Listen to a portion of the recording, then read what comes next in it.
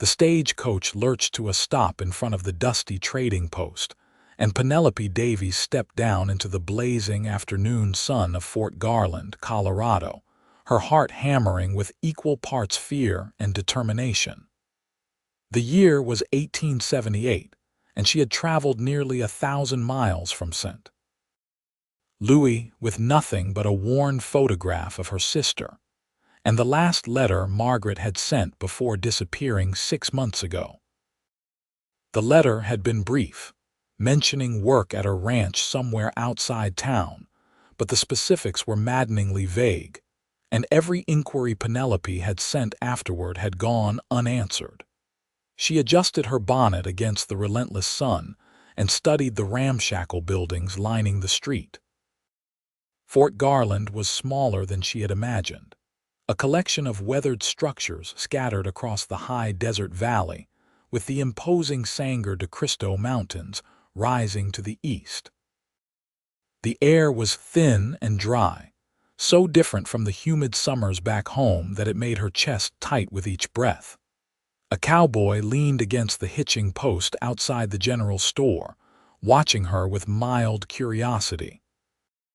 His hat was pulled low, but she could see dark stubble on his jaw and the easy, relaxed posture of a man comfortable in his own skin. He looked to be in his mid-20s, perhaps only a few years older than her own 22 years. "Excuse me," Penelope called out, gathering her skirts to cross the dusty street. "I am looking for someone who might help me find my sister." The cowboy straightened, pushing his hat back to reveal warm brown eyes and a weathered but handsome face. "Madam," he said with a respectful nod. "Quinn Ingram. What brings you to Fort Garland, Penelope Davies?" she replied, offering her hand in what she hoped was a businesslike manner. "My sister Margaret came here last year to work on a ranch.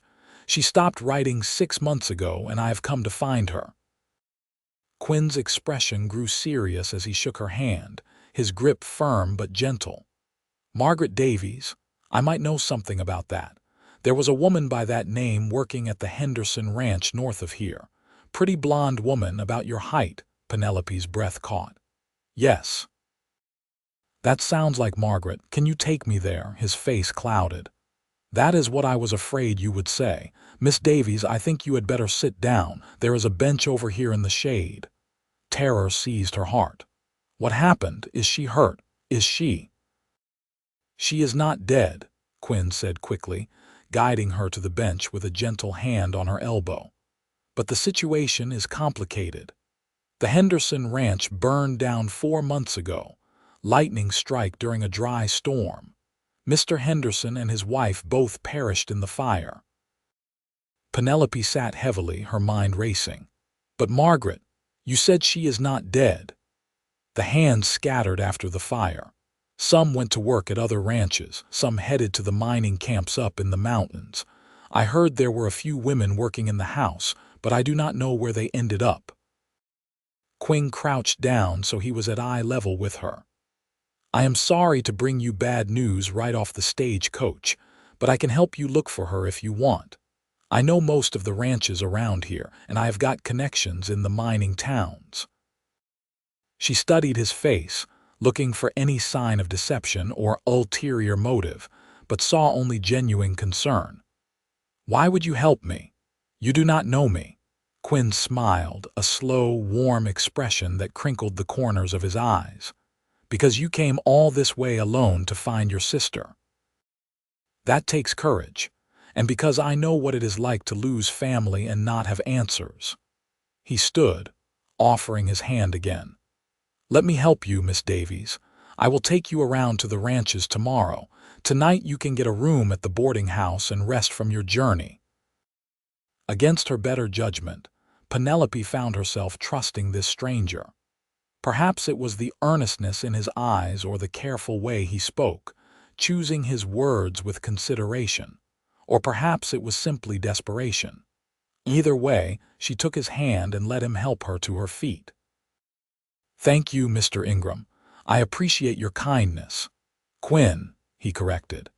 "And it is no trouble at all."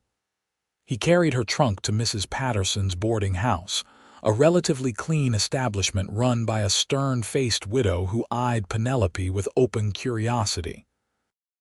After securing a room and washing the worst of the trail dust from her face and hands, Penelope ventured downstairs to find Quinn waiting in the small parlor, hat in hands. "I took the liberty of asking around," he said.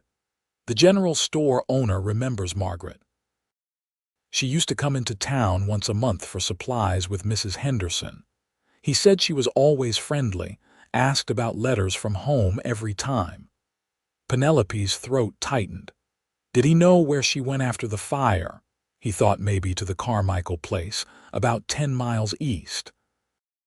They have a big operation, lots of hands, and they were hiring after the Henderson ranch went under. Quinn turned his hat in his hands. "If you are not too tired, we could ride out there now and be back before dark." "I would rather not wait," Penelope admitted. "I have been waiting 6 months already." Quinn's smile returned. "I figured you would say that. I've got a horse and wagon waiting outside. It is not fancy, but it will get us there and back." The ride east took them through increasingly rugged terrain, the wagon bumping over rocks and ruts in the dusty road. Quinn drove with practiced ease, one hand on the reins while he pointed out landmarks and explained the geography of the valley. The Sangre de Cristo Mountains loomed larger as they traveled, their peaks still capped with snow despite the summer heat. "You said you know what it is like to lose family," Penelope ventured after they had been riding for some time.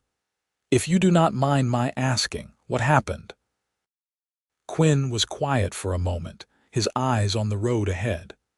"My parents and younger brother died of cholera when I was 19. We had a small farm in Kansas, but I could not work it alone. Sold everything and came west looking for work. That was 6 years ago." "I am sorry," Penelope said softly. "That must have been terrible." "It was. Still is some days, but you learn to carry it." He glanced at her. "What about you? Any other family besides Margaret, an aunt back in St. Louis, but she is elderly and not well." "Margaret and I have been looking after ourselves since our parents died 3 years ago. Influenza. We tried to make it work, taking in sewing and laundry, but Margaret wanted more. She saw an advertisement for domestic work out west, good wages, room and board included. She said she would send for me once she was settled. But then the letters stopped." "Yes." Penelope twisted her hands in her lap. "The last one was so happy. She wrote about the beautiful mountains and the clear air, how different everything was from St. Louis. She said she had met some interesting people and felt like she was finally living instead of just surviving. And then nothing." Quinn reached over and briefly squeezed her hand. "We will find her, I promise."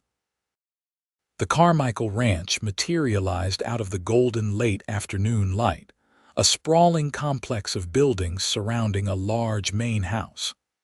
Cattle dotted the surrounding fields, and several cowboys worked in the corrals, breaking horses. Quinn pulled the wagon up to the main house and helped Penelope down. A stocky man with a thick mustache emerged from the barn, wiping his hands on his pants.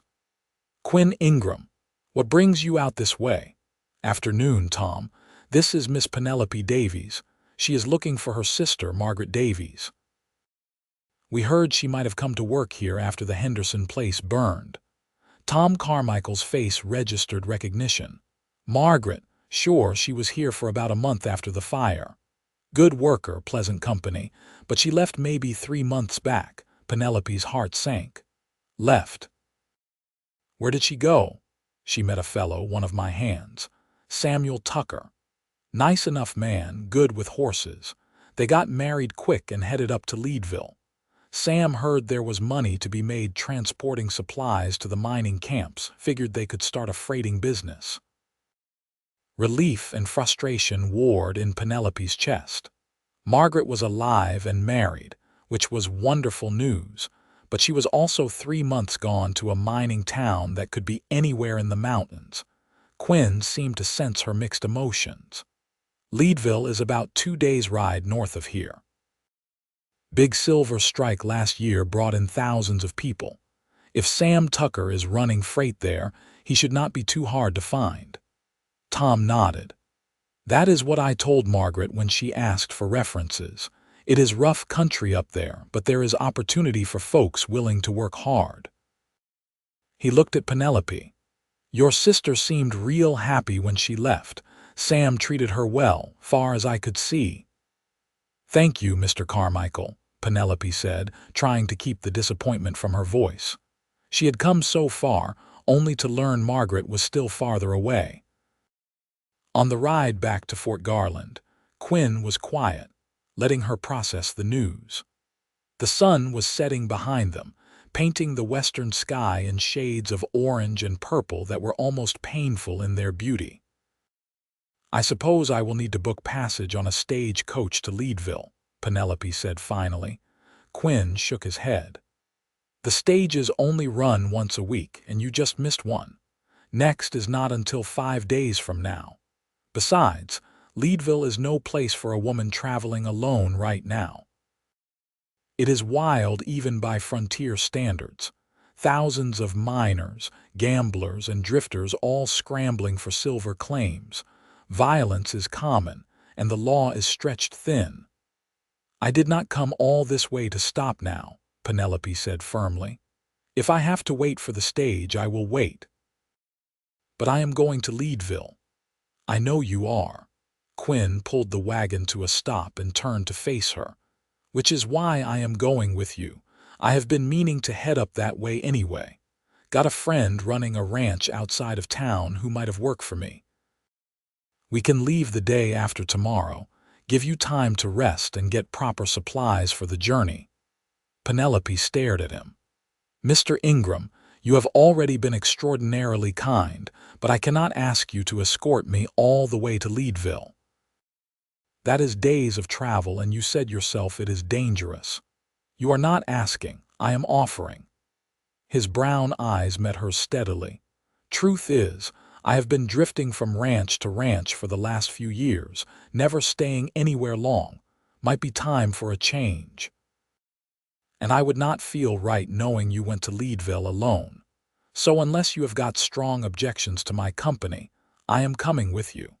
She should object. It was improper to travel alone with a man she barely knew, and she had no way to repay his kindness. But something in his steady gaze made her feel safe in a way she had not felt since before her parents died. No objections, she said quietly. And thank you, Quinn, truly. His smile was like sunrise. My pleasure, Penelope. Now let us get you back to the boarding house before Mrs. Patterson sends out a search party. The next day was a flurry of preparation. Quinn took Penelope to the general store, where she purchased sturdy traveling clothes, including split riding skirts that made her blush but which Quinn assured her were practical for mountain travel. He also insisted on a warm coat, explaining that the high country could be cold even in summer, and a good hat to protect her from the sun. While she shopped, Quinn made arrangements for horses and supplies. When Penelope tried to pay for everything with the small savings she had brought from St. Louis, he waved her money away. Save it for when you get to Leadville. You might need it there.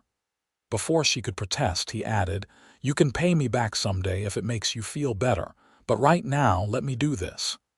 That evening, Mrs. Patterson served dinner in the boarding house dining room, and Quinn joined them, having taken a room there as well. The widow watched them with sharp eyes throughout the meal, clearly noting the easy way they spoke to each other, and how Quinn made Penelope laugh with stories of his early days as a cowboy, when he had barely known one end of a horse from the other. After dinner, Quinn walked Penelope out to the small porch that fronted the boarding house. The night air was cool and clear, the stars so bright and numerous they seemed to create a second landscape in the sky. I have never seen stars like this, Penelope murmured, tilting her head back. In St. Louis, There was too much smoke and light from the city. "One of the things I love about the West," Quinn said, leaning against the porch railing. "The sky goes on forever, makes you feel small but also like anything is possible." She turned to look at him. "Is that why you stayed after you came out here?" "Partly. Also because there was nothing left for me back in Kansas. No family, no ties." He met her gaze. "What about you? Once you find Margaret, what then? Will you stay out here or will you go back to St. Louis?" Penelope had not let herself think that far ahead, too focused on the immediate goal of finding her sister. "I suppose it depends on what Margaret wants. If she is happy here, married and building a life, then perhaps I could find work nearby. I have experience with sewing and household management." "You could do better than that," Quinn said. "You have got courage and determination. Those qualities are worth more than any skill out here." His words warmed her more than they should. She barely knew this man, yet his good opinion mattered to her in a way that made her nervous and excited in equal measure. "We should get some rest," she said, suddenly aware of how close they were standing. "You said we have a long ride tomorrow." "That we do." Quinn straightened, and for a moment Penelope thought he might reach for her hand. Instead, he simply tipped his hat. "Good night, Penelope. Sleep well." "Good night, Quinn." She lay awake for a long time that night, listening to the unfamiliar sounds of the frontier town settling in for sleep. Somewhere in the distance, a coyote howled, and closer by, horses shifted in their stalls. She thought about Margaret, married to a man Penelope had never met, living in a rough mining town in the mountains. She thought about Quinn and his quiet kindness. The way his smile made her feel like maybe she was not alone in this vast, strange country after all. They left Fort Garland just after dawn, Quinn on a sturdy bay gelding and Penelope on a gentle mare named Rosie. Quinn had insisted she needed her own horse rather than riding in a wagon, and after a brief lesson in the basics of Western riding, Penelope found herself managing better than she had expected. The split riding skirts he had recommended made all the difference, allowing her to sit astride rather than precariously side-saddle. The trail north climbed steadily, following the valleys between mountain ranges. Quinn set an easy pace, stopping frequently to let the horses rest and to point out features of the landscape. He seemed to know every creek and ridge, every stand of aspen and pine. Around midday, they stopped to water the horses at a clear stream rushing down from the heights. Penelope dismounted carefully, her legs already aching from the unfamiliar exercise, and led Rosie to the water's edge. "How are you holding up?" Quinn asked, studying her face. "I am well," she lied, not wanting to slow them down. He smiled knowingly. "You are stiff and sore and probably regretting every decision that led you to this moment. That is normal for the first day of hard riding. Tonight we will camp at a spot I know, and I will show you how to stretch out the soreness. Tomorrow will be easier." They rode for several more hours before Quinn guided them off the main trail to a sheltered meadow surrounded by tall pines. A small spring bubbled up from the rocks, creating a pool of crystal-clear water before trickling away to join a larger stream below. "This is beautiful," Penelope breathed, looking around at the peaceful setting.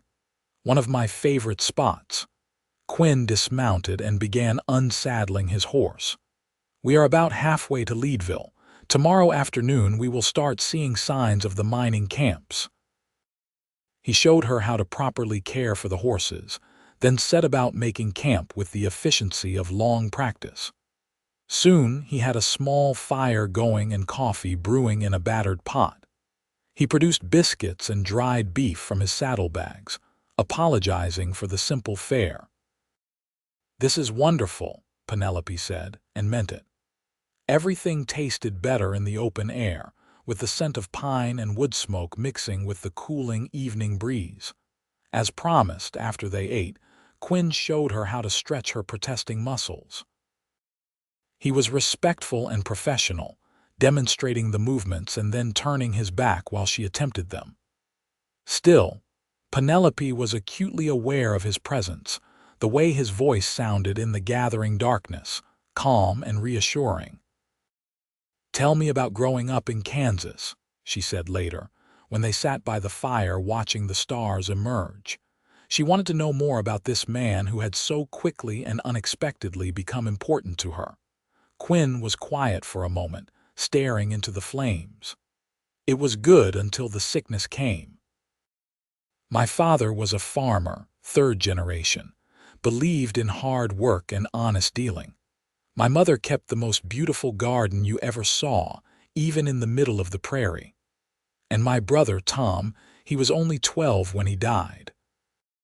Full of energy and questions, always following me around wanting to help with the chores."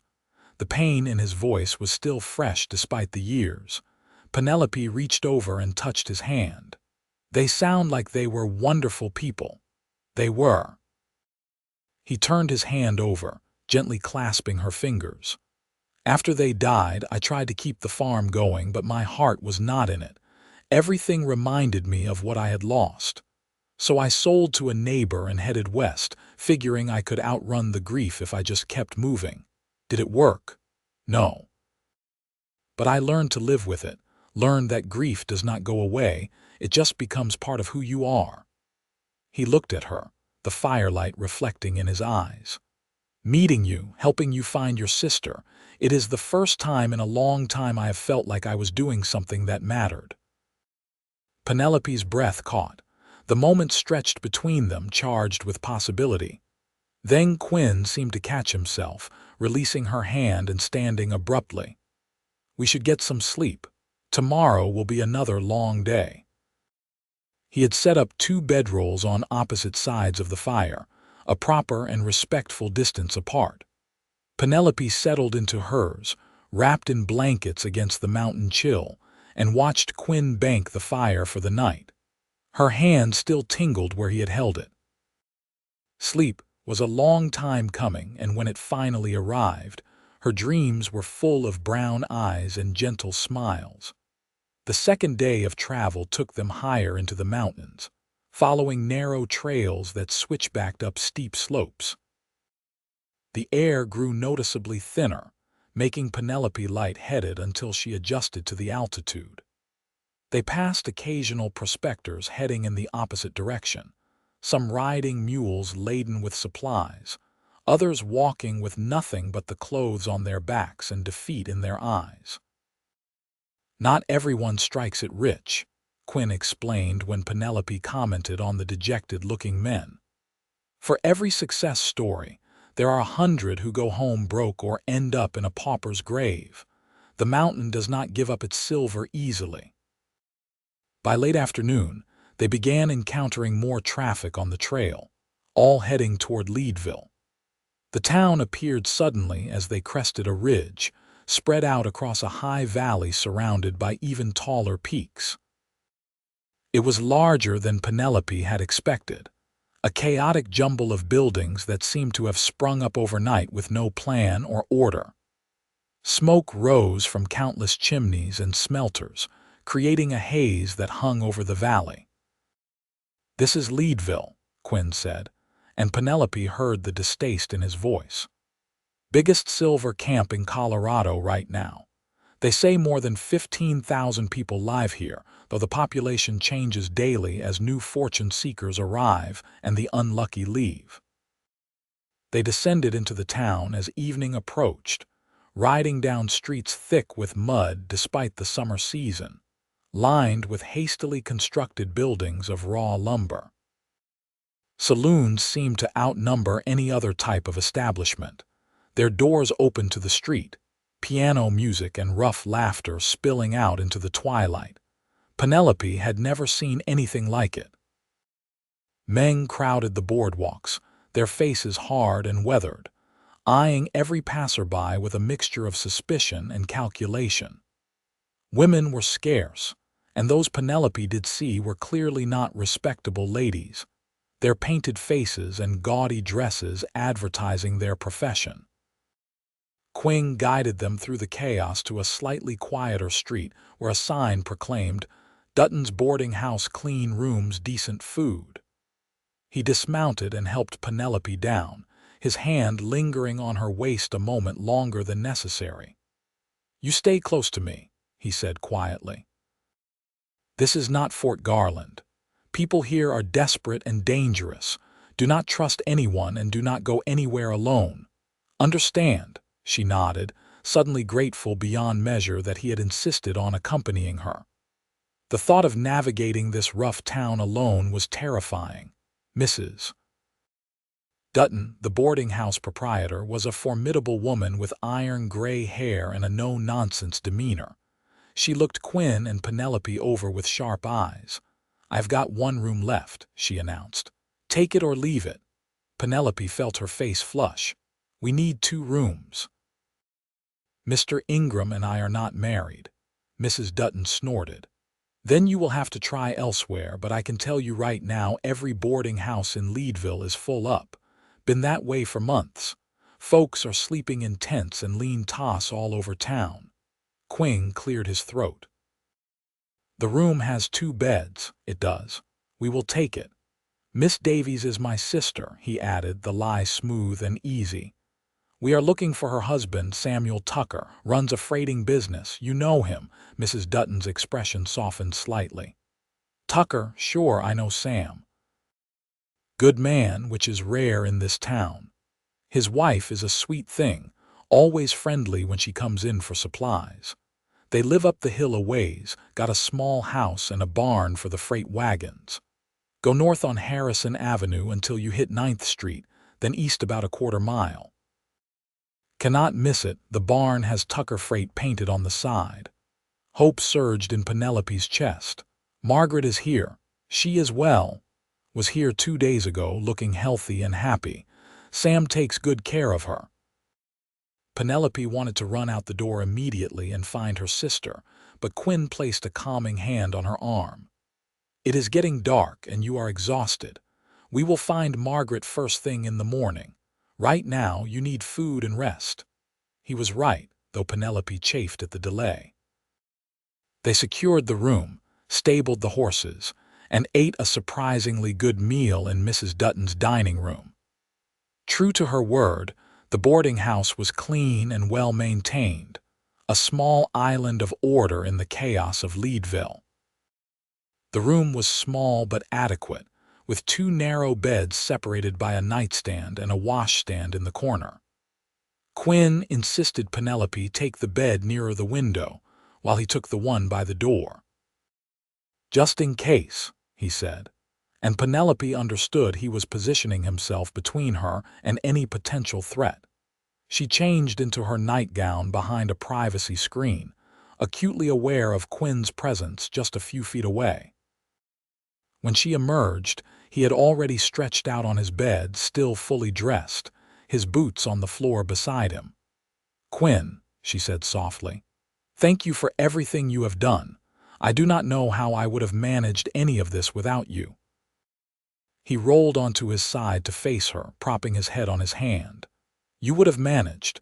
You are stronger than you think, Penelope Davies, but I am glad I could be here to help. Tomorrow I will see Margaret again." The reality of it was just beginning to sink in. "I have been so focused on finding her that I have not thought much about what happens after." "Whatever happens, we will figure it out together," Quinn said, and the certainty in his voice made her believe him. She lay down and pulled the blankets up, suddenly overcome with emotion.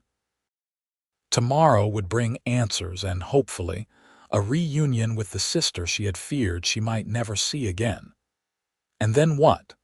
Would Quinn continue on to his friend's ranch? Would she stay in Leadville with Margaret, or would they return to Colorado together, or even back to St. Louis? The questions tumbled through her mind until exhaustion finally pulled her under.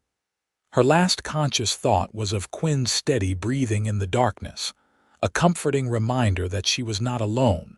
Morning came bright and early, sunlight streaming through the thin curtains. Penelope woke to find Quinn already up and dressed, sitting by the window and watching the street below. "The town never really sleeps," he said when he noticed she was awake. "I have been watching miners head to work since before dawn. This place runs around the clock." Penelope dressed quickly behind the screen, her hands trembling slightly with anticipation and nerves. What would she say to Margaret? Would her sister be angry that Penelope had come all this way? Would they even recognize each other after so long apart?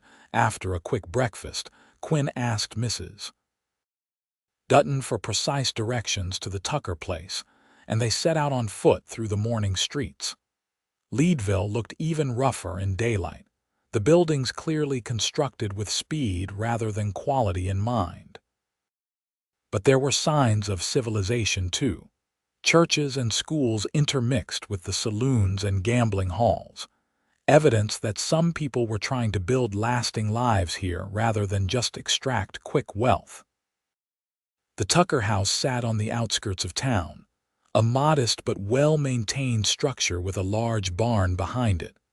Several freight wagons were parked in the yard, and Penelope could hear horses moving in the barn.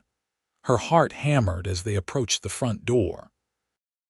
Before Quinn could knock, the door swung open and a blonde woman in a simple calico dress emerged, carrying a basket. She stopped short when she saw them, her blue eyes widening in shock. "Penelope," she whispered, the basket falling from her hands. "Margaret." Penelope rushed forward, and then they were embracing, both talking and crying at once, the words tumbling over each other in a confused but joyful jumble. "I thought something terrible had happened when you stopped writing. I was so worried. I came all the way from St. Louis. Are you all right?" "Why did you not answer my letters?" "I wrote. I sent letters every month. I was worried sick when I stopped hearing from you." Margaret pulled back, holding Penelope at arm's length and studying her face. "You are really here. I cannot believe you are really here." A tall man with sandy hair and kind eyes appeared in the doorway. "Margaret, what is going on? Who is this?" "Sam, this is my sister Penelope. She came from St. Louis." Margaret turned to her husband, her face glowing with happiness. "Penelope, this is my husband, Samuel Tucker." Sam's face broke into a warm smile. "Miss Davies, it is a pleasure to finally meet you. Margaret talks about you all the time. Please come inside, both of you." He noticed Quinn for the first time. "And you are Quinn Ingram. I helped Miss Davies find her way from Fort Garland." "Then you are welcome as well, Mr. Ingram. Any friend of my sister-in-law is a friend of ours."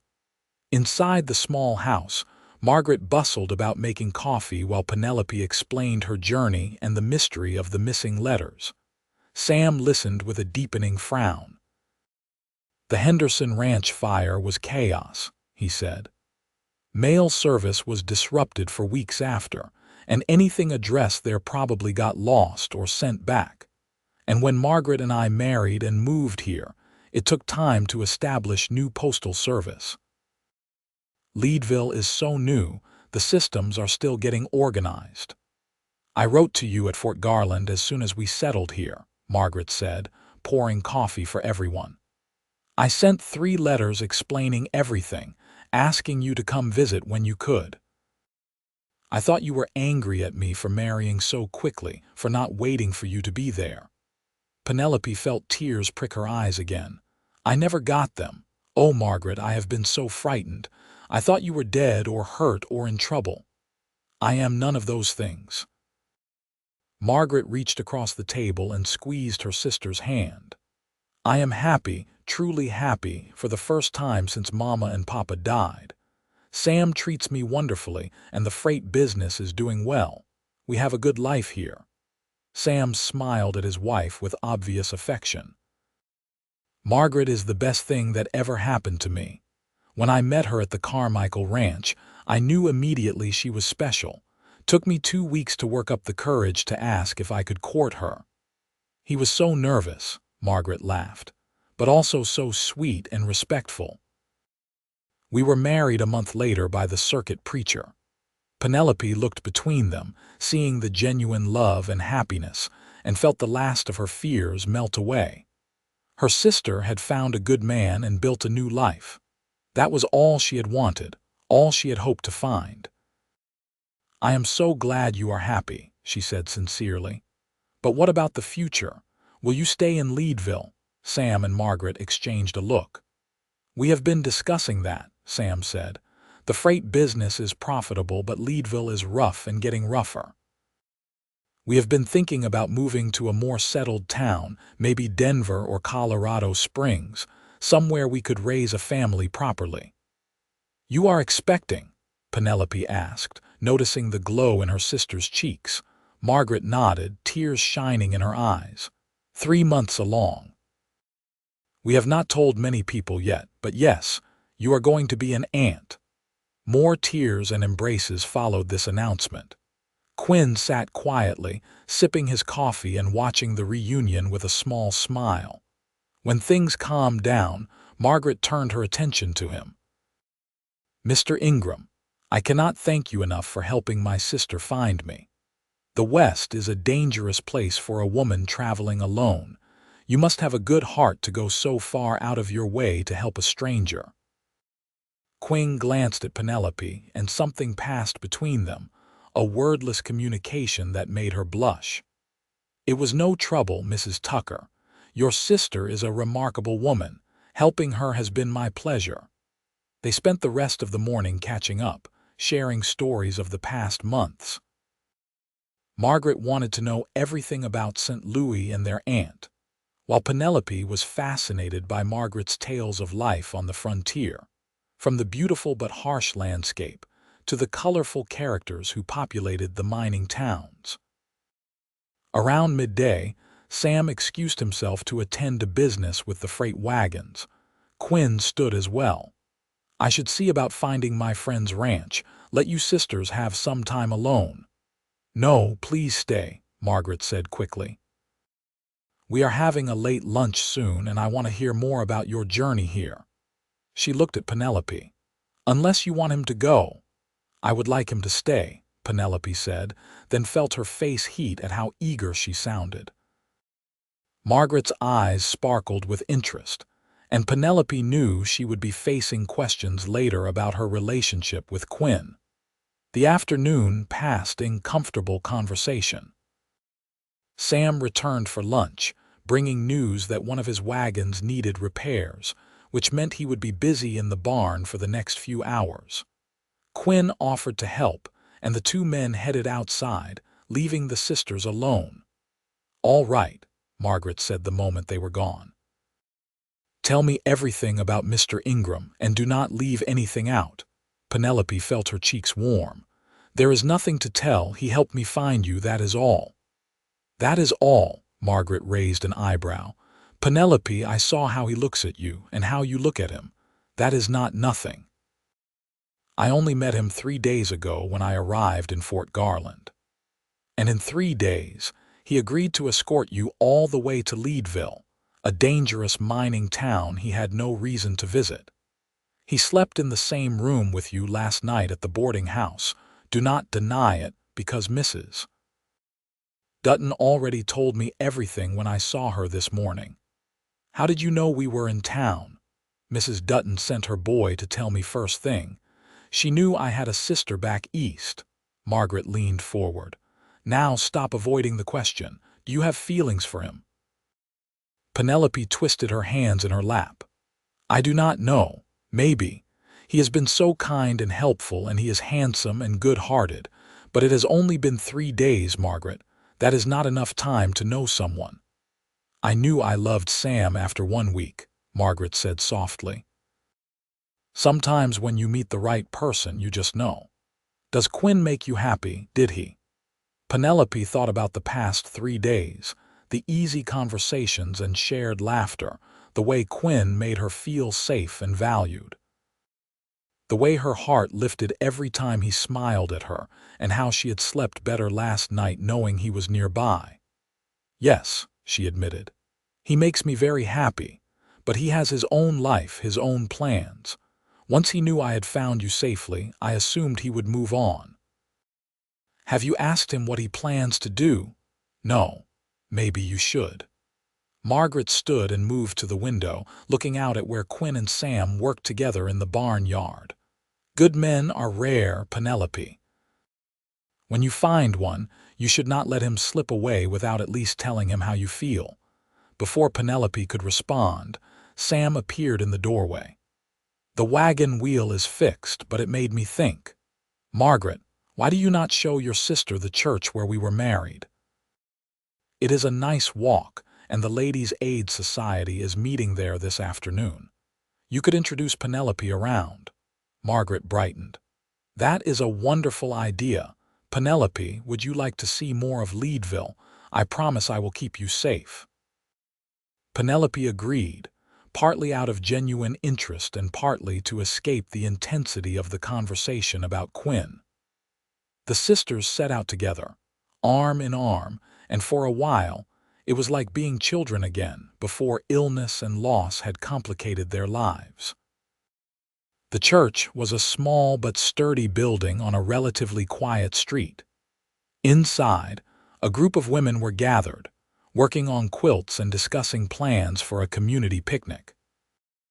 Margaret introduced Penelope to several of them, all wives of merchants or freight operators, women trying to bring civilization and community to the rough mining town. We are not all saloon girls and dance hall queens, one woman, Mrs. Morrison, said with a laugh. Though you would not know it to walk through town. There are good families here, people building something that will last after the silver runs out. Penelope found herself warming to these women, their determination and optimism in the face of harsh conditions. They asked about St. Louis and her journey west, and several commented knowingly when Margaret mentioned that Quinn Ingram had escorted her sister to Leadville. That is the cowboy who rode in with her, Mrs. Morrison whispered to her neighbor loud enough for everyone to hear. Handsome fellow. Very attentive to the young lady. Margaret grinned at Penelope's obvious embarrassment, but before anyone could comment further, the church door burst open and a young boy ran in out of breath. Mrs. Tucker, your husband sent me to find you. There is trouble at the house. Margaret paled. What kind of trouble? Men came looking for Mr. Tucker, said he owed them money. They got rough when he said he did not, and Mr. Ingram told me to fetch you quick. Penelope and Margaret ran from the church, hiking their skirts to move faster through the muddy streets. By the time they reached the Tucker house, a tense standoff was underway in the front yard. 3 rough-looking men stood near the porch, one of them holding Sam by the shirt while the other 2 faced off against Quinn, who had positioned himself between the men and the house. His hand rested casually near the gun on his hip, and his expression was cold and dangerous. I am telling you one more time, Quinn said quietly. Let him go and leave, now. This does not concern you, cowboy, the largest of the men snarled. Tucker owes us for a gambling debt, and we are here to collect. I do not gamble, Sam protested, struggling against the man's grip. I have never seen any of you before. Then maybe your pretty wife can pay what you owe, the man sneered, and that was when he noticed Margaret and Penelope approaching. His eyes lit with malicious interest. Well, looks like we got options here. Quinn moved faster than Penelope would have thought possible. In one fluid motion, he drew his gun and pressed it against the temple of the nearest man. You will not touch either of those women.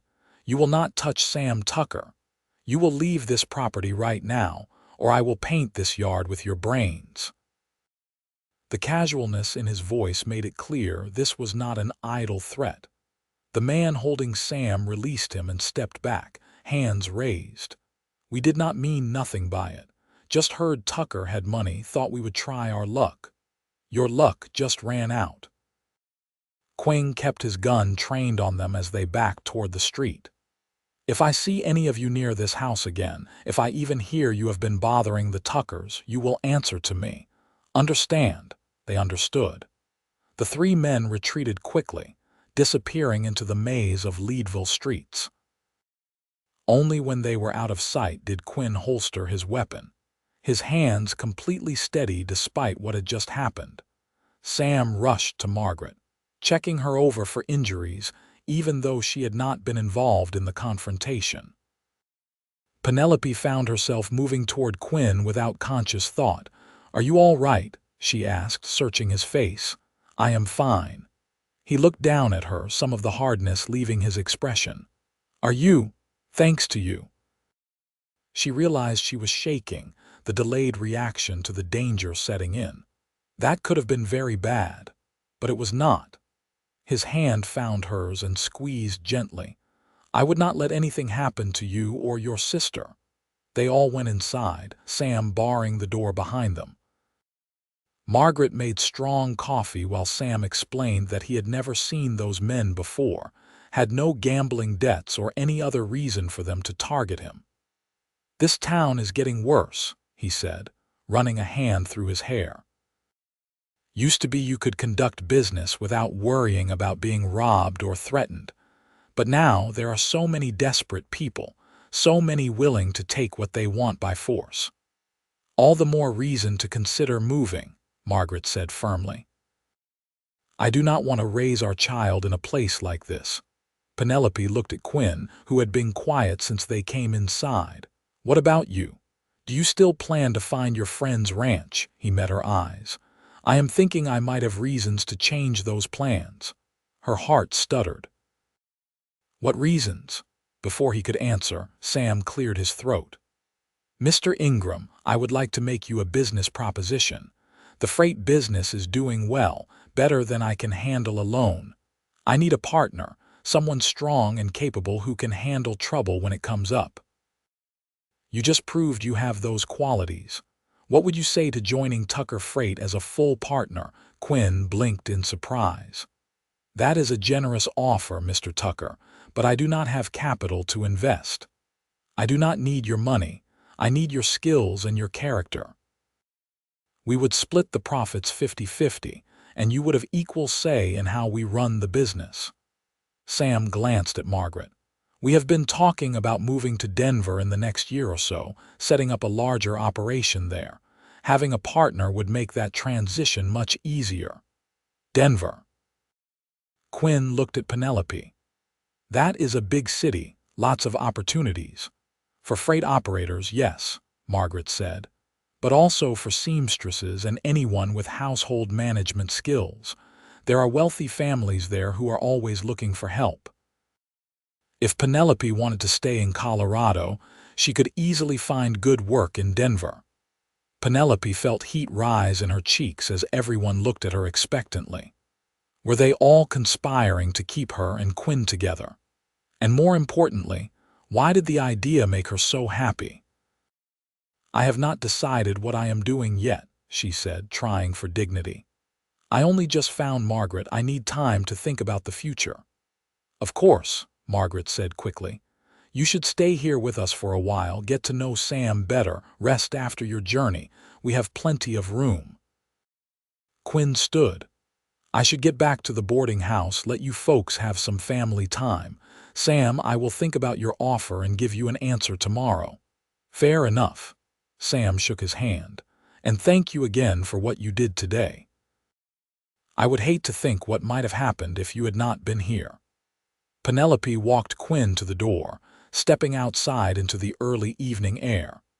The sun was setting behind the mountains, painting the sky in brilliant shades of pink and gold. "You do not have to make any decisions because of me," she said quietly. "If you want to go to your friend's ranch, you should go." Quinn turned to face her, and the intensity in his eyes made her breath catch. "What if I do not want to go?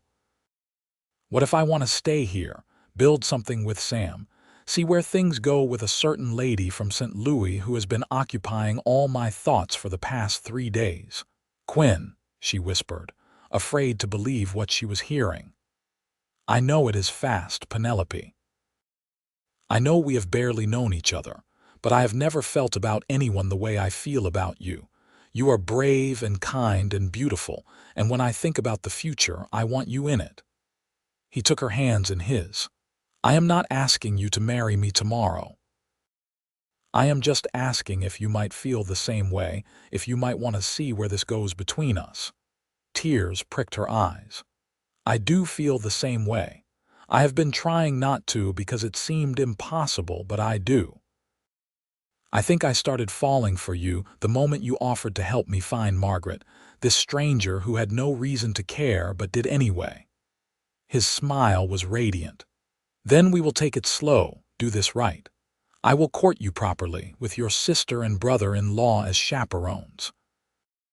We will get to know each other better, and if things keep going the way I hope they will, maybe someday soon I will ask you a very important question." "I would like that," she said, smiling through her tears. "I would like that very much." Quinn reached up and gently wiped a tear from her cheek. "May I kiss you, Penelope Davies?" "Yes."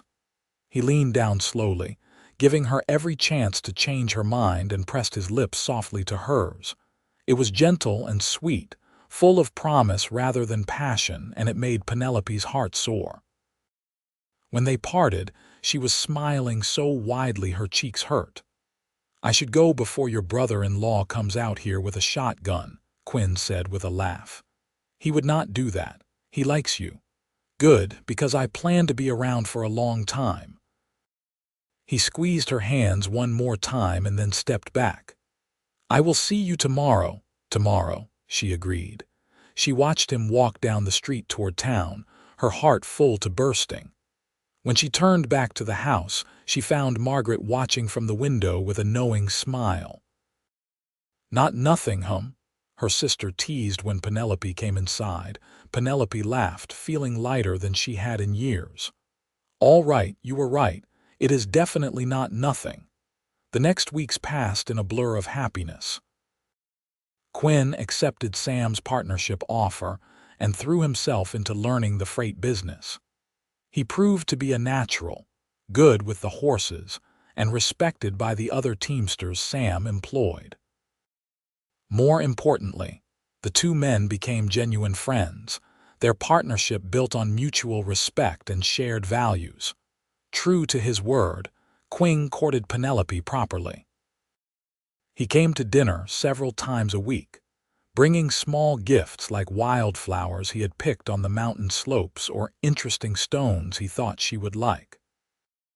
They took walks together through the slightly more respectable parts of Leadville, always with Margaret or Sam as chaperone, and talked about everything under the sun. Penelope learned that Quinn loved to read, that he had taught himself from his mother's books, and missed having access to a good library. She learned that he was handy with carpentry, having helped his father build their farmhouse in Kansas, and that he dreamed of someday having his own place with a workshop where he could build furniture. She learned that he was patient and thoughtful, slow to anger but fierce when protecting those he cared about. Quinn learned that Penelope was sharper with numbers than she gave herself credit for, that she could calculate freight weights and profit margins faster in her head than most people could with pencil and paper. He learned that she loved music, but had never learned to play an instrument, that she had a talent for growing things despite having lived most of her life in the city, and that she dreamed of having a home filled with laughter and children, a stark contrast to the quiet, lonely years after her parents died. They learned each other's stories, the happy memories and the painful ones, building a foundation of trust and understanding that went far deeper than the initial attraction they had felt. 6 weeks after arriving in Leadville, Penelope woke to find the house in an uproar. Margaret was in labor 2 weeks earlier than expected, and Sam was nearly frantic with worry. "I sent for the midwife," he said, pacing the kitchen. "But she is across town delivering another baby. Penelope, I do not know what to do." Penelope had helped with births before, assisting their aunt when neighbors in St. Louis needed help. She was not a trained midwife, but she knew the basics. "Get me clean linens and hot water. Is there anyone else we can send for?" "I will go," Quinn said, appearing in the doorway. He must have ridden straight to the house when Sam's message reached him. There is a doctor new to town. Set up practice over on State Street. I will bring him. He returned within the hour with Dr. Matthews, a competent older man who took charge of the situation with calm authority. The labor was long and difficult, Margaret's cries of pain cutting through Penelope's heart like knives. She stayed by her sister's side throughout, holding her hand and wiping her forehead with cool cloths, while Quinn kept Sam from wearing a hole in the floor downstairs. Finally, as the sun was setting on what had been the longest day of Penelope's life, a baby's cry rang out. Dr. Matthews emerged from the bedroom with a smile. "A boy," he announced. "Small but healthy. Mother is tired but doing well. You can go see them, Mr. Tucker." Sam practically ran up the stairs. Penelope followed more slowly, exhausted but happy. In the bedroom, Margaret lay propped against pillows, looking pale and drawn but radiantly happy as she cradled a tiny bundle wrapped in soft blankets. "Meet your nephew," she said to Penelope, turning so she could see the baby's face. "Thomas Samuel Tucker." The baby had a shock of dark hair and eyes that would probably turn blue like his mother's. He was perfect from his tiny fingers to his button nose. "He is beautiful," Penelope whispered, tears streaming down her face. "You did so well, Margaret. I could not have done it without you." Margaret reached for her sister's hand. "Thank you for being here." Sam leaned over to kiss his wife's forehead, then gently touched his son's cheek with one finger. "He is so small." "He will grow," Dr. Matthews said. "Mrs. Tucker needs rest now, and the baby will need to feed soon. I will check back tomorrow, but I expect everything to be fine." After the doctor left and Margaret had nursed the baby, Sam took his son so his wife could sleep. Penelope found Quinn in the kitchen, making coffee. "How are they?" he asked immediately. "Perfect. All three of them." She sank into a chair, suddenly aware of how tired she was. It was terrifying and wonderful all at once. Quinn set a cup of coffee in front of her and sat down across the table. "You were amazing today. Sam told me how you stayed calm and knew exactly what to do. I just did what needed to be done." She sipped the hot coffee gratefully. "But seeing that baby, seeing how happy Margaret and Sam are, it made me think about the future. About what I want my life to look like." "And what does it look like?" Quinn asked quietly. She met his eyes. "It looks like a home filled with love and children. It looks like building something that lasts, something that matters. It looks like finding someone who wants the same things, someone who makes me happy just by being in the same room." Quinn reached across the table and took her hand. "I have been doing some thinking too. Sam and I have been making good money with the freight business, enough that I have started saving toward buying some land. There is a valley about 10 miles from Denver, beautiful country with good water and timber. I went to look at it last week when I made a delivery." Penelope's heart began to beat faster. "Why are you telling me this?" "Because I want to buy that land and build a house there. A real house, not just a cabin, something big enough for a family. And I want to build it for you, Penelope, if you will have me." He stood and came around the table, dropping to one knee beside her chair. "I know we have not known each other long by most people's standards, but I know my heart, and I know what I want.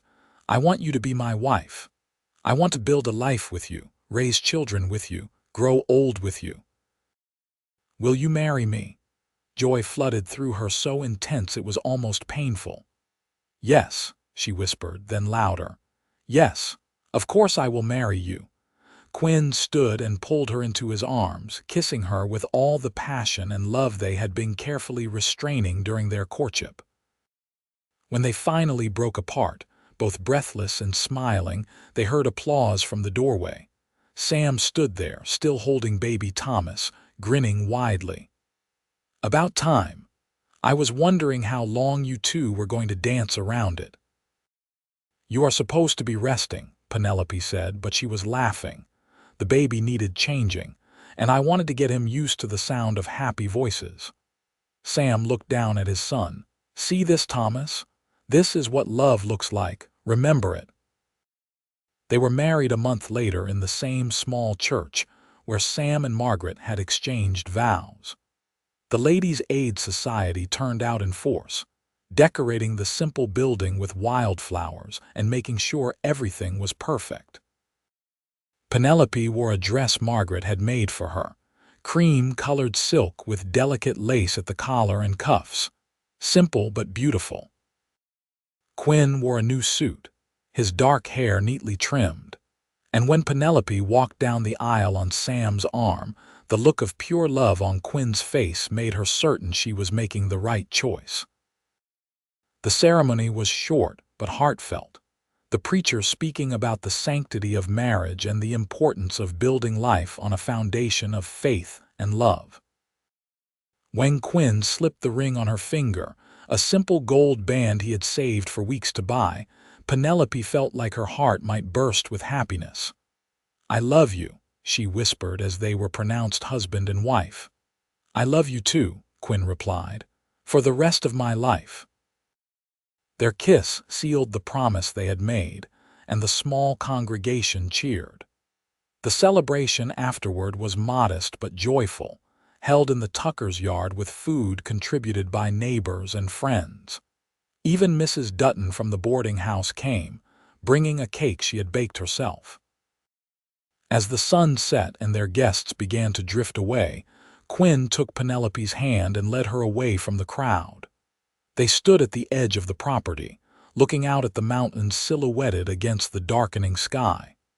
"Ready to start our life together, Mrs. Ingram?" he asked. She leaned against him, his arm coming around her waist to hold her close. More than ready. They spent their wedding night at the boarding house, Mrs. Dutton having prepared her best room for them. It was the first time they had been truly alone together, and Penelope felt nervous and excited in equal measure. But Quinn was gentle and patient, and their love for each other transformed what could have been awkward into something beautiful and sacred. The next morning, they began the journey to Denver, where Sam and Margaret would join them in another month after closing up their affairs in Leadville. True to Sam's word, the freight business had prospered enough to fund the move and expansion to the bigger city. Denver was a revelation after the rough mining camps. Established in 1858, it had grown into a proper city with paved streets, brick buildings, theaters, and churches. Quinn and Penelope found lodgings in a respectable boarding house, while Quinn worked with Sam to establish Tucker and Ingram Freight in the new location. In his spare time, Quinn began work on their house. He had purchased the land he had told Penelope about, 40 acres of beautiful valley land with a creek running through it, and views of the mountains in the distance. Every evening and weekend, he worked on the house, and Penelope often joined him, helping where she could and watching their future home take shape board by board. The house was bigger than she had expected, with a large main room that would serve as kitchen and gathering space, 2 bedrooms on the ground floor, and a loft that could be divided into more rooms as their family grew. Quinn built everything with care and attention to detail, ensuring the walls were straight, the windows fit properly, and the roof would keep out the harshest weather. "This will stand for 100 years," he told her one evening as they sat on the porch he had just finished, watching the sun set over the mountains. "Our children will grow up here and their children after them." Penelope rested her head on his shoulder. "I still cannot believe this is real sometimes, that I came looking for Margaret and found all of this. I think we were meant to find each other," Quinn said. "All those letters that went missing, the timing that brought you to Fort Garland exactly when I was there, it feels like more than coincidence." She had to agree. The chain of small events that had led her to Quinn seemed too perfect to be mere chance. Margaret and Sam arrived in Denver right on schedule, bringing 3-month-old Thomas and wagon loads of belongings. They moved into a house in town, close to the new freight company offices, and Margaret immediately set about making it a home. The four of them fell into an easy rhythm, working together to build the business and support each other.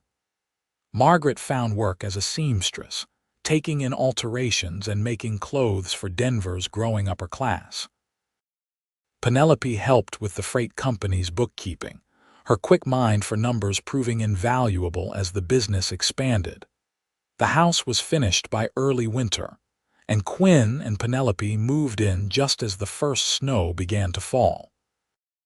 It was everything Penelope had dreamed of, warm and solid, filled with furniture Quinn had built with his own hands.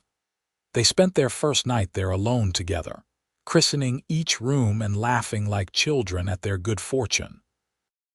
Christmas that year was celebrated in their new home, with Margaret, Sam, and baby Thomas joining them. They had a small pine tree decorated with popcorn strings and paper ornaments, and gifts exchanged by the fire. It was simple but perfect, a far cry from the lonely holidays Penelope and Margaret had endured in the years after their parents died. "To family," Sam said, raising his glass in a toast. "To the one we were born into and the one we have made."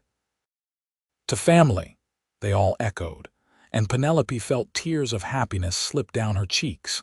In the spring, Penelope discovered she was with child. The news filled her with joy and terror in equal measure, memories of Margaret's difficult labor still fresh in her mind. But Quinn was thrilled, already making plans to expand the loft into a proper nursery. "Boy or girl, it does not matter," he said, his hand resting gently on her still flat stomach. "As long as you and the baby are healthy, that is all I care about." The pregnancy progressed smoothly. Penelope continued to help with the freight company through the summer, only stopping when she grew too large to comfortably sit at the desk for long periods. Margaret was a constant source of advice and support, having been through it herself. In late October, on a crisp autumn morning with golden leaves swirling outside the windows, Penelope went into labor. This time there were no complications. Dr. Matthews, who had also relocated to Denver, attended her with calm competence, and by afternoon she was holding a healthy baby boy with Quinn's dark hair and eyes that would likely turn brown like his father's. "What should we call him?" Quinn asked, tears streaming unashamedly down his face as he looked at his son. Penelope had been thinking about this. "What was your brother's name, the one who died?"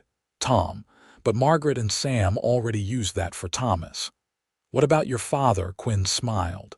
Henry James Ingram." "Henry James Ingram," Penelope repeated. "It is perfect. Hello, Henry. Welcome to your family." Little Henry thrived from the start, a happy baby who loved to smile and rarely fussed. Quinn was a devoted father, coming home from work each day eager to hold his son and help with the endless tasks of infant care. On weekends, they would pack up the baby and drive into Denver to visit Margaret and Sam, or the Tuckers would come out to the valley, and the cousins would play together, Thomas showing Henry how to grasp toys and make sounds. The freight business continued to prosper.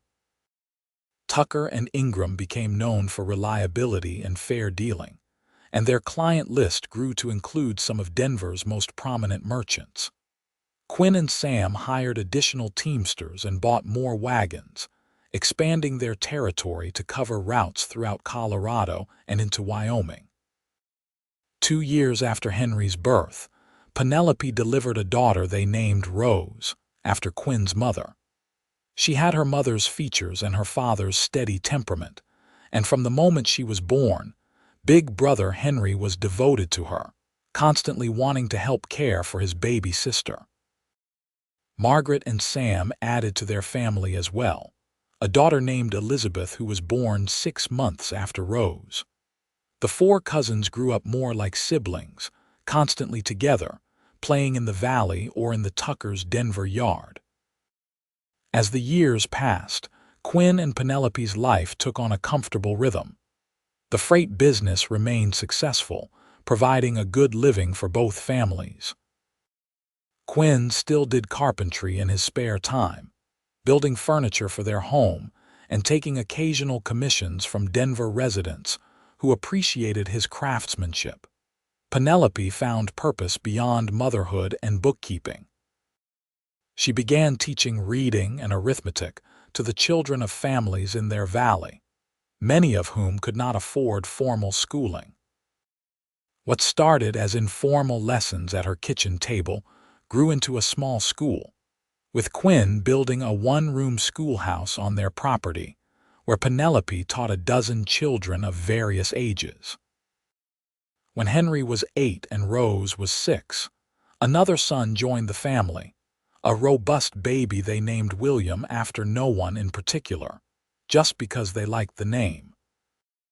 Will was louder and more active than his siblings had been, keeping his parents constantly on their toes but filling the house with laughter and energy. Margaret and Sam eventually had 4 children in total: Thomas, Elizabeth, another boy named Robert, and finally a second daughter, Grace.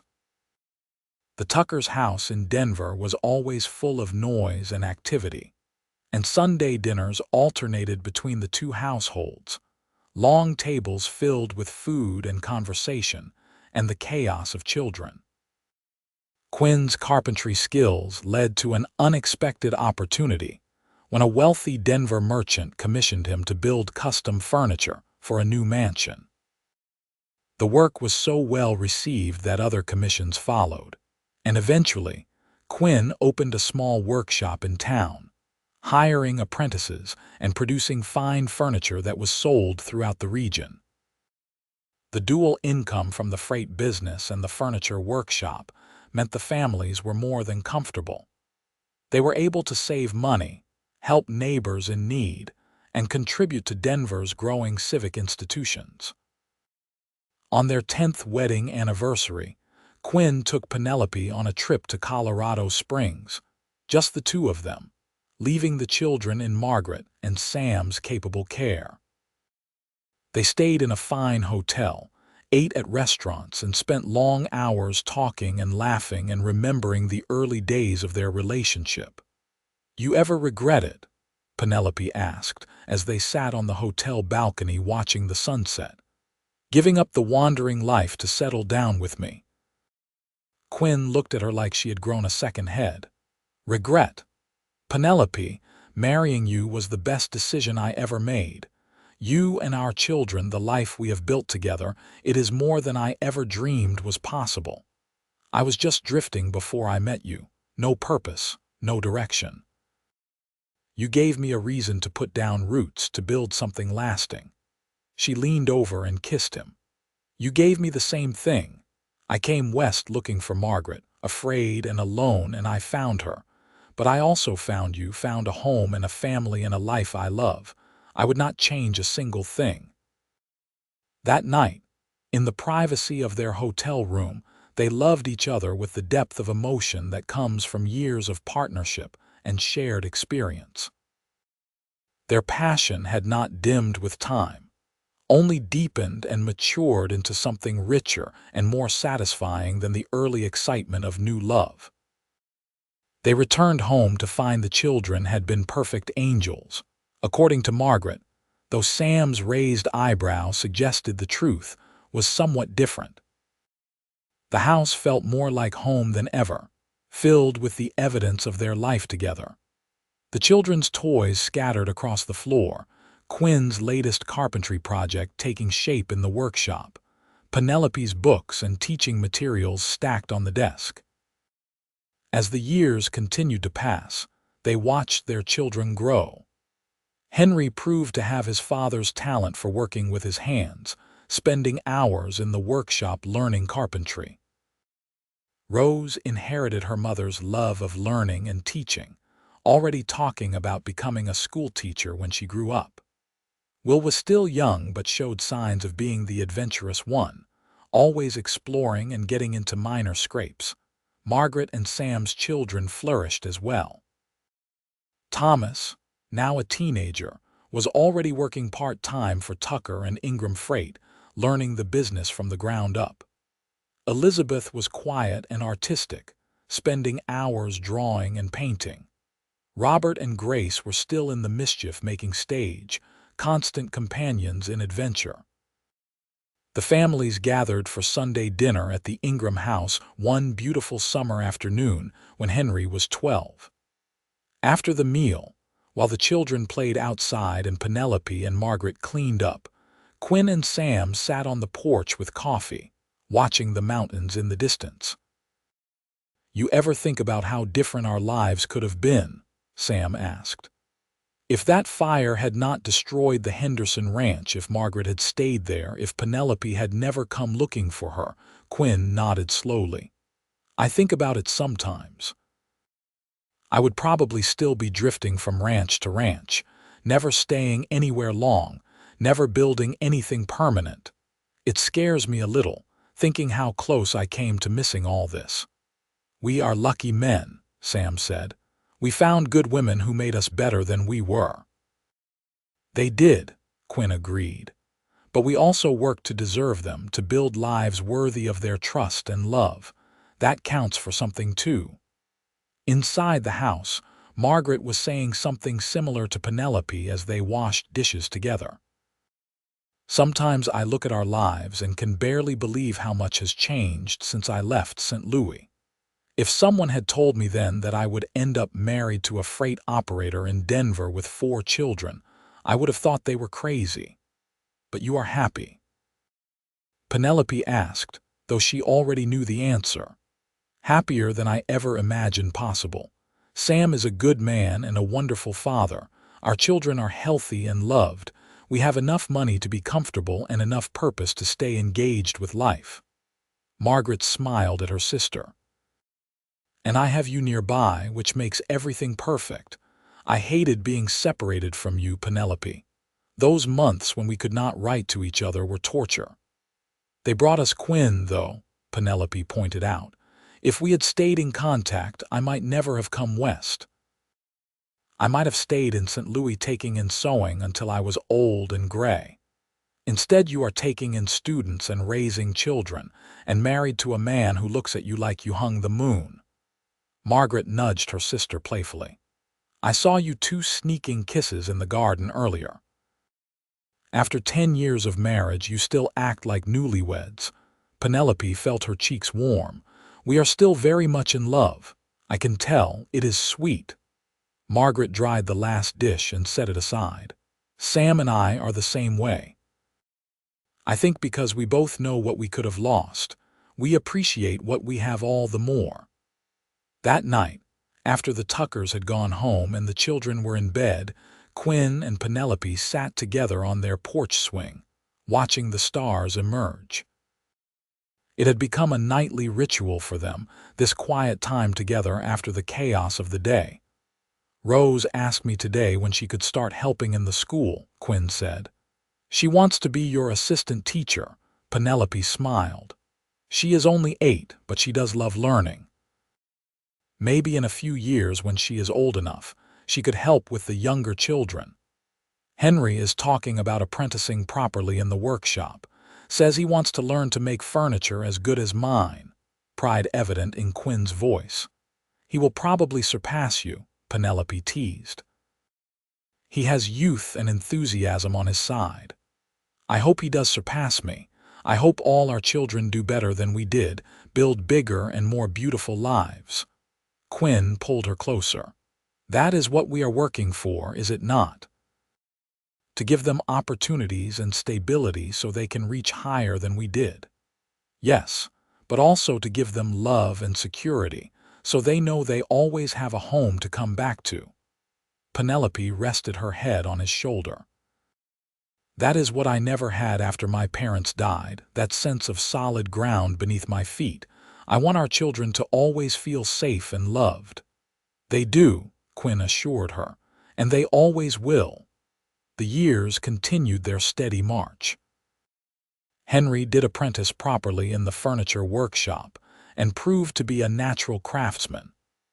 By 16, he was creating pieces that rivaled his father's work, and Quinn began to talk about eventually turning the business over to his son. Rose became Penelope's official assistant teacher at 12, helping the younger students with their letters and numbers. She had a gift for patience and explanation that made her a natural educator. Already, she was talking about attending the new teachers' college that had opened in Denver. Will, true to his adventurous nature, spent as much time as possible with the freight wagons, begging Sam and Quinn to let him ride along on deliveries. At 10, he was still too young for the longer routes, but he helped around the stables and learned to care for the horses. Margaret and Sam's children followed similar trajectories. Thomas joined Tucker and Ingram Freight full-time at 18, quickly proving himself capable and trustworthy. Elizabeth won a scholarship to study art in San Francisco, making her parents bursting with pride. Robert and Grace were still finding their paths, but both showed the same steady character as their parents. Quinn turned 40 the same year. Denver celebrated its 25th anniversary of incorporation. The city had grown from a rough mining camp into a proper metropolis, with paved streets, electric lights, theaters, and culture. The frontier wildness that had characterized Penelope's first glimpse of the West had been largely tamed, though the mountains remained as beautiful and imposing as ever. For Quinn's birthday, Penelope commissioned a portrait of their family. A traveling photographer had set up a studio in Denver, and she arranged for everyone to gather for a formal photograph. The resulting image captured Quinn and Penelope seated in the center, with Henry standing tall and proud behind his father's right shoulder, Rose beside her mother, and young Will kneeling in front. Everyone was dressed in their finest clothes, expressions serious as required by the long exposure time, but if you looked closely, you could see the love and connection between them. Penelope had the portrait framed and hung it in the main room of their house, where it joined other family photographs and Henry's drawings and Rose's certificates of academic achievement. "Our legacy," Quinn said when he saw it. "This is what we built together." But the building was not finished. Over the years that followed, they watched their children grow into adults and begin their own families. Henry married at 22, a sweet young woman named Sarah who shared his love of craftsmanship. They built a house on the edge of Quinn and Penelope's property, close enough to family but with their own space. Their first child, a son they named Quinn Jr., arrived less than a year later, making Quinn and Penelope grandparents for the first time. Rose attended teachers' college and graduated with honors. She took a position at a school in Denver, living with her aunt and Uncle Tucker during the week and coming home on weekends. She married at 25, a fellow teacher named James, and they moved to Colorado Springs where they both found positions at a prestigious academy. Will proved to be a wanderer like his father had been in his youth. At 18, he headed to Wyoming to work on a cattle ranch, breaking his mother's heart but following his own path. He wrote regularly, though, long letters describing his adventures and assuring them he was well and happy. Margaret and Sam's children likewise found their paths. Thomas took over the freight business when his father retired, renaming it Tucker and Sons when Robert joined him. Elizabeth returned from San Francisco with a husband and a determination to open an art gallery in Denver. Robert married and had 3 children in quick succession. Grace became a nurse, finding her calling in caring for others. Quinn and Penelope's house in the valley, which had once seemed so large, became the gathering place for an ever-expanding family. Sunday dinners grew to include not just their children and Margaret's family, but grandchildren and in-laws, and eventually even a few great-grandchildren. On their 25th wedding anniversary, Penelope and Quinn took another trip, this time to California, where Rose and James now lived with their 2 daughters. They traveled by train, a luxury that still amazed Penelope, who remembered the bone-jarring stagecoach ride from Fort Garland to Leadville all those years ago. California was beautiful but foreign, and after 2 weeks, they were both ready to return to Colorado. On the train ride home, they talked about the future. "I think I would like to write down our story," Penelope said. "How we met, how we built our life together, for the grandchildren so they know where they came from." Quinn smiled. "That is a fine idea. Though you might want to leave out the part where I pulled a gun on those men in Leadville. Do not want to give the little ones ideas." She laughed. "I think that part shows your character, how you protected people you cared about. That is important." "Then write it all," Quinn encouraged. "The good and the hard parts. The fear you felt coming west alone, the joy of finding Margaret, the chance meeting that brought us together. Write about building the business and the house, having the children, all of it. It is a story worth preserving." Penelope did write it, filling journal after journal with memories and reflections. She wrote about the stagecoach arrival in Fort Garland, the kind cowboy who offered to help, the journey to find Margaret. She wrote about falling in love, building a home, raising children, and growing old with the man who had become her entire world. Years continued to pass in the steady rhythm of seasons. Summers working in the garden and teaching children in the school. Autumns watching the aspens turn gold against the evergreen slopes. Winters huddled by the fire while snow blanketed the valley in white silence.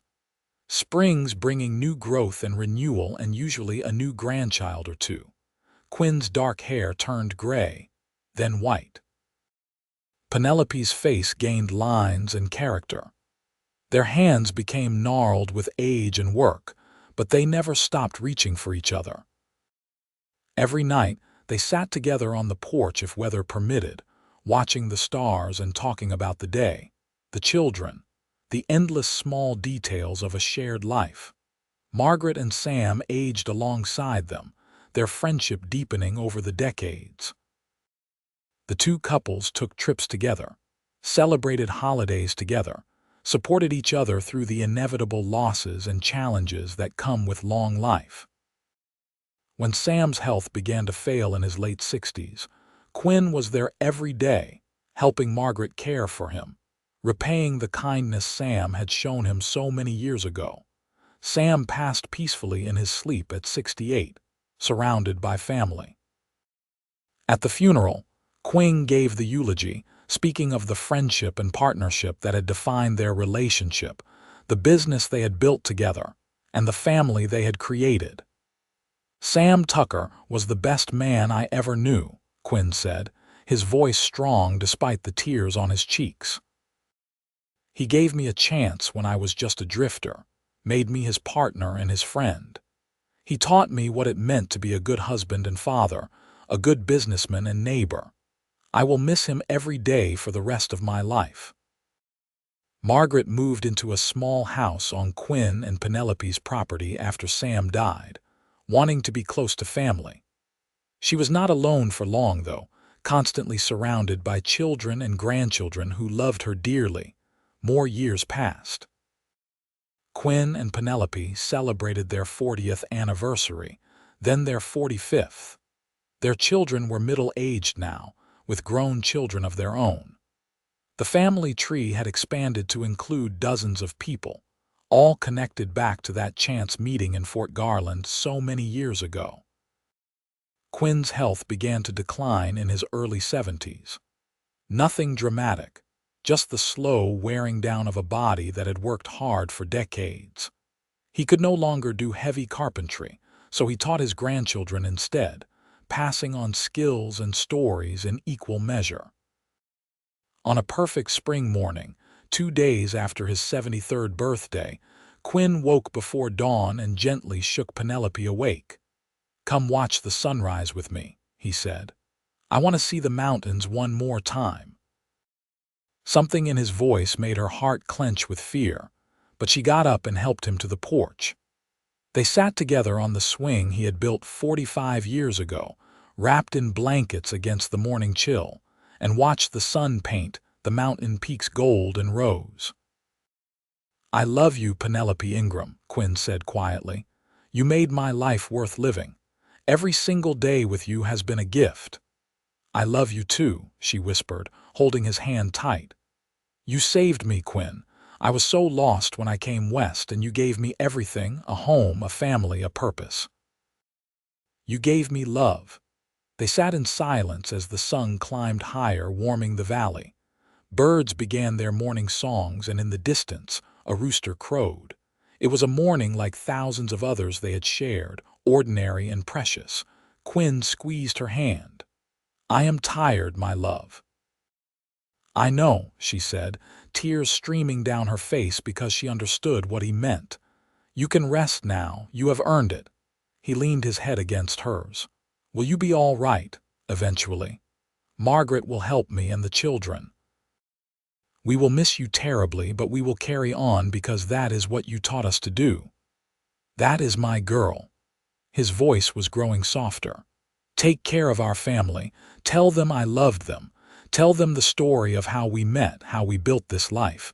Do not let them forget." "I will tell them," she promised. "Every word, every moment. They will know." Quinn's breathing slowed and became peaceful. The sun cleared the mountains, flooding the valley with light. And quietly, gently, surrounded by the beauty of the land he loved and held by the woman who was his whole heart, Quinn Ingram slipped away. Penelope sat with him as the sun climbed higher, holding his hand, memorizing his face one last time. She did not call for help until she was ready to let him go, until she had said everything she needed to say. The funeral drew people from all over Colorado. Tucker and Ingram Freight closed for 3 days in tribute. The church in Denver was packed with friends, family, business associates, and people whose lives Quinn had touched in ways large and small. Henry gave the eulogy this time, speaking of a father who taught by example, who built with his hands and his heart, who loved deeply and lived fully. "My father taught me that a man's worth is measured not by what he accumulates, but by what he gives," Henry said. He gave everything he had to his family, his community, his work. He leaves behind not just buildings and furniture and businesses, but people who are better for having known him. That is the truest legacy there is. They buried Quinn in a cemetery with a view of the mountains under a tall pine tree. The headstone read, "Quinn James Ingram, beloved husband, father, and friend. He built a life worth living." Penelope thought her heart might break from the loss, but Margaret was there, as she had always been. And the children surrounded her, and the grandchildren, all the living proof of the love she and Quinn had shared. She continued living in the Valley House, teaching school when she felt up to it, writing in her journals, tending the garden Quinn had helped her plant. Henry and Sarah checked on her daily, and Margaret was right next door. She was surrounded by love, even in her grief. A year after Quinn died, Will came home from Wyoming. He had finally settled down, married to a rancher's daughter, ready to put down roots. He asked if he could build a house on the property, raise his family near his mother. "Yes," Penelope said without hesitation. "Your father would have loved that." Will built his house on the far side of the property, with his own view of the mountains. Soon his children's laughter filled the valley again, bringing life and energy back to the land. Penelope lived to see her 80th birthday, surrounded by 3 generations of family. She was still sharp as ever, still telling stories, still teaching anyone who would listen. The journals she had written filled 2 trunks, a complete record of her life with Quinn and the family they had built. On a warm summer evening, sitting on the porch with Margaret beside her, and surrounded by the sound of her grandchildren playing, Penelope felt a deep sense of peace. She had come west alone and afraid, looking for her sister. She had found Margaret, yes, but she had also found Quinn, found love and purpose and a life beyond anything she had imagined possible. The helpful cowboy had led her to family and then became it, exactly as it was meant to be. She closed her eyes and let the evening breeze wash over her, carrying the scent of pine and wildflowers, the sound of children laughing, the warmth of the setting sun. This was home. This was family. This was love, and it was enough. More than enough, it was everything. Penelope passed peacefully in her sleep at 82, joining Quinn at last. They buried her beside him under the pine tree, her headstone reading, Penelope Davies Ingram, beloved wife, mother, and teacher. She found her way home. The Valley property remained in the Ingram family for generations. Henry's children inherited it, then their children after them. The house Quinn built stood strong, exactly as he had promised, sheltering family for more than 100 years. The furniture workshop continued under Henry's descendants, creating pieces that were treasured throughout Colorado and beyond. Tucker and Ingram Freight evolved with the times, eventually becoming a trucking company and then a logistics corporation, but it never forgot its roots. A portrait of the four founders, Quinn and Penelope, Sam and Margaret, hung in the corporate offices, reminder of where it all began. The journals Penelope had written were preserved and eventually published, a first-hand account of frontier life and frontier love that touched readers across generations. Students studied them in schools, historians referenced them in books, and most importantly, the Ingram and Tucker descendants read them and knew their history, knew the courage and love that had built their family.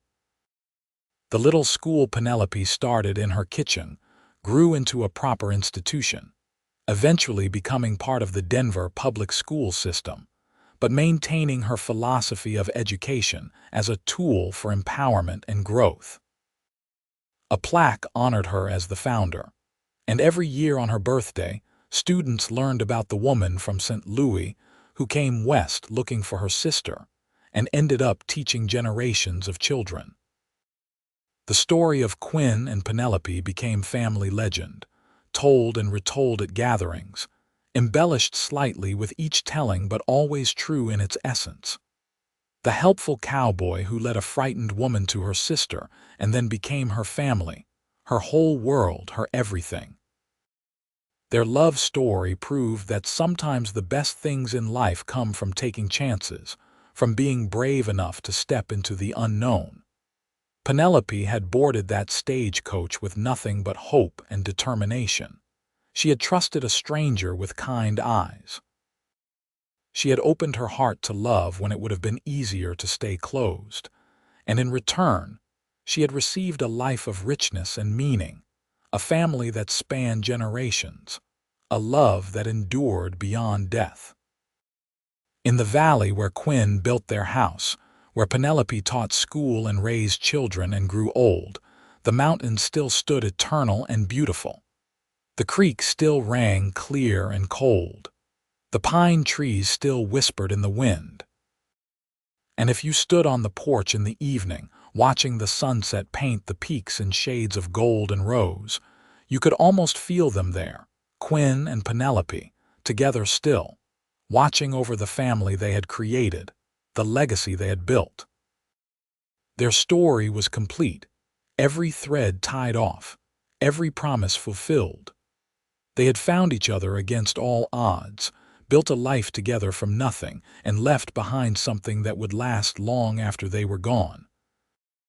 It was a love story for the ages, set in the Wild West but universal in its truths. Love endures. Family matters. Home is not a place but the people you choose to surround yourself with.